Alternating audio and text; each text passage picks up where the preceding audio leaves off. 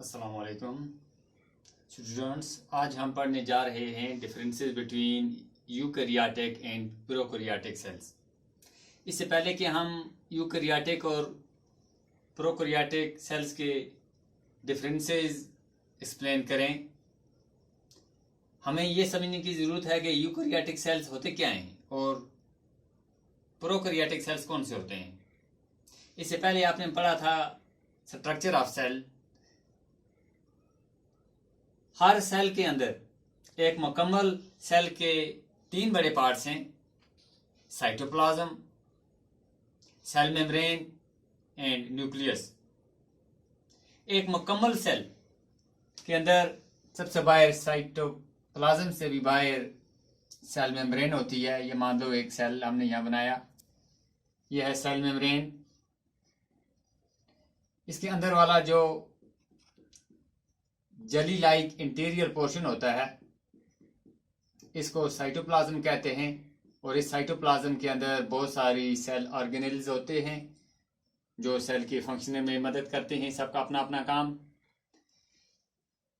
Cytoplasm के अंदर एक और डार्क और डेंस स्ट्रक्चर होता है जिसको कहते हैं nucleus. This is the cytoplasm and this is the nucleus. एक मुकम्मल सेल के अंदर न्यूक्लियस होता है, और न्यूक्लियस जो है इसके बाहर भी एक मेम्ब्रेन होती है जिसको कहते हैं न्यूक्लियर मेम्ब्रेन। और न्यूक्लियस के अंदर पोर्शन कहते हैं न्यूक्लियोप्लाज्म। न्यूक्लियोप्लाज्म के अंदर जेनेटिक मटेरियल होता है जिसको हम क्रोमोसोम्स कहते हैं। क्रोमोसोम्स। उसके अलावा यहाँ पर और बहुत छोटे छोटे माइन्यूट स्ट्रक्चर्स होते हैं जिनको कहते हैं न्यूक्लियोलस या न्यूक्लियोलाई। सिंगुलर है न्यूक्लियोलस, न्यूक्लियोलस। ये स्ट्रक्चर एक मुकम्मल सेल के अंदर होने चाहिए, और ऐसे सेल जिसके सेंटर में न्यूक्लियस हो और न्यूक्लियस के बाहर सेल मेम्ब्रेन हो, न्यूक्लियस के अंदर 2 या 2 से ज्यादा क्रोमोसोम्स भी हों और न्यूक्लियोलाई भी हों, ऐसे सेल्स को कहते हैं यूकैरियोटिक। यूकैरियोटिक। ये यूकैरियोटिक नाम जो है ये 2 वर्ड से बना है। यू यू यू का मतलब हो गया ट्रू, मुकम्मल, वेल डिफाइंड। कैरियन, कैरियोटिक में है कैरियन से, कैरियन का मतलब हो गया न्यूक्लियस। नहीं, ऐसा सेल जिसके अंदर ट्रू न्यूक्लियस हो या वेल डिफाइंड न्यूक्लियस हो, ऐसे सेल को कहते हैं यूकैरियोटिक सेल। और इसके बरक्स ऐसे सेल्स भी होते हैं जिसके अंदर न्यूक्लियस नहीं होता है। अगर न्यूक्लियस होगा भी तो न्यूक्लियस के बाहर न्यूक्लियर मेम्ब्रेन ही होती है। सिर्फ एक ही सिंगल क्रोमोसोम होगा। न्यूक्लियोप्लाज्म थोड़ा बहुत होगा मगर न्यूक्लियर मेम्ब्रेन नहीं है। ये जो न्यूक्लियर मेम्ब्रेन होनी चाहिए एक वेल डिफाइंड न्यूक्लियस के अंदर, ये इसमें न्यूक्लियर मेम्ब्रेन नहीं होती है। जो ये क्रोमेटल मटेरियल है या बाकी के जो भी न्यूक्लियोप्लाज्म होता है ये न्यूक्लियर मेम्ब्रेन के बगैर ही होता है। और ऐसे न्यूक्लियस को कहते हैं जो incomplete, not well defined nucleus होता है, इसको कहते हैं न्यूक्लियाइड। न्यूक्लियाइड।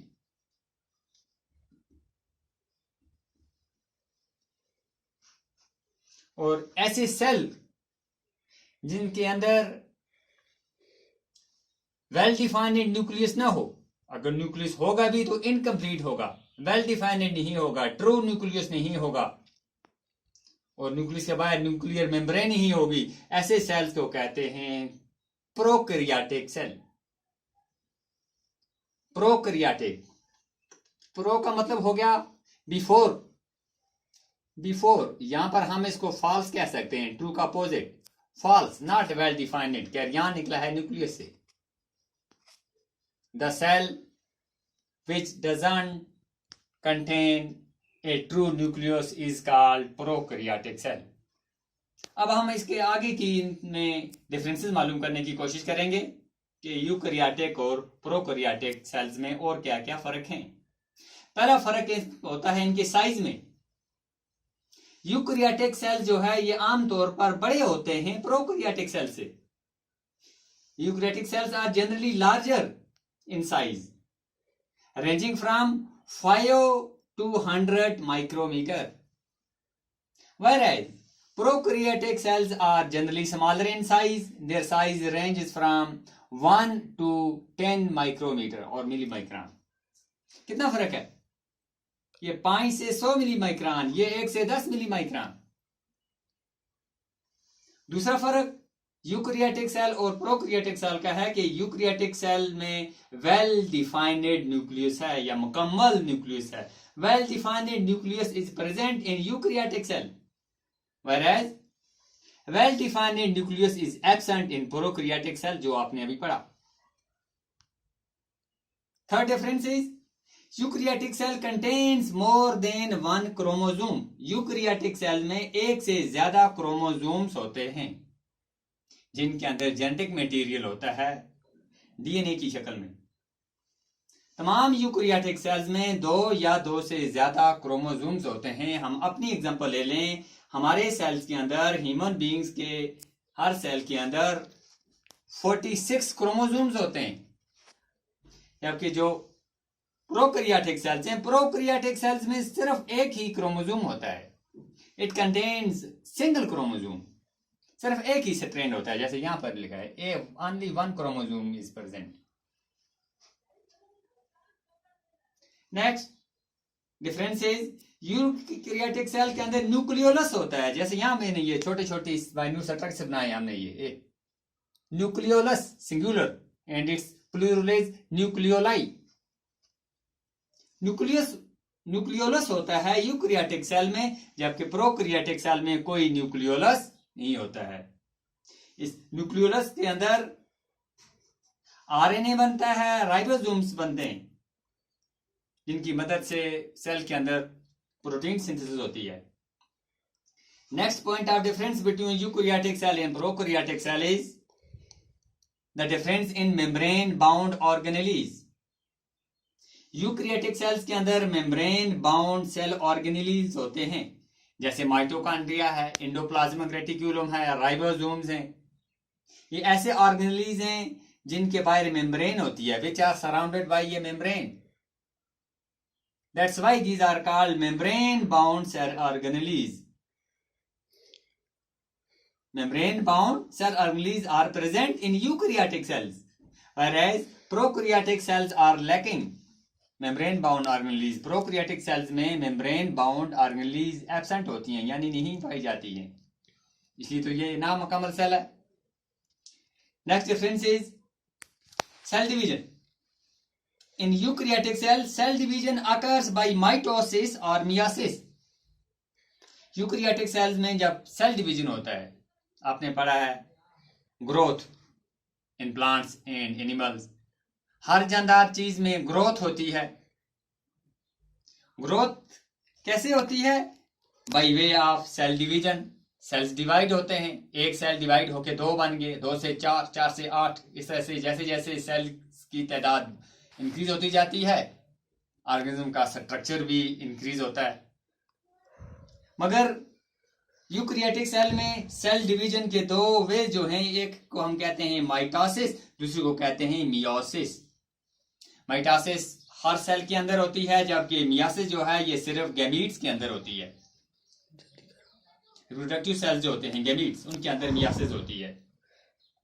जबकि प्रोकैरियोटिक सेल में सेल डिवीजन तो होती है, मगर माइटोसिस या मियोसिस नहीं होती है, बल्कि इनमें फिशन या बडिंग के जरिए से सेल डिवीजन होती है. फिशन का मतलब हो गया जैसे एक माइक्रो ऑर्गेनिज्म को हम लेंगे, जैसे ये एमोबा है, इसमें डिवीजन होती है.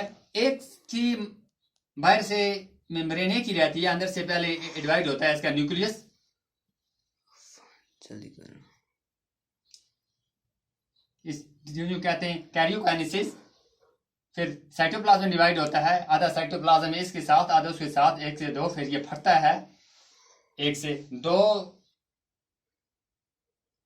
सेल्स बन जाते हैं। ये हो गया पेरेंट इमीबा, ये होगी इसके डाटर इमीबा, 1 से 2 बन गई, इसको कहते हैं फिशन। ऐसे ही कुछ ऑर्गेनिज्म जैसे हाइड्रा के ऑर्गेनिज्म, हाइड्रा जो ऑर्गेनिज्म है इसकी बॉडी के साथ एक छोटा सा बड बन जाता है, टेनी। फिर वो टेनी आहिस्ता आहिस्ता बड़ी होती है, जब वो मैच्योर होने के बाद वो टेनी अपनी पेरेंट बॉडी से अलग हो जाती है और 1 से 2 ऑर्गेनिज्म बन जाते हैं। इस प्रोसेस को कहते हैं बडिंग। हम यहाँ पर ये समझने की कोशिश कर रहे हैं कि cell division occurs by mitosis or meiosis in eukaryotic cells, whereas cell division occurs by fission or budding in prokaryotic cells। उम्मीद है आपको ये समझ आया होगा। आज के लिए इतना ही, बाकी वस्सलाम।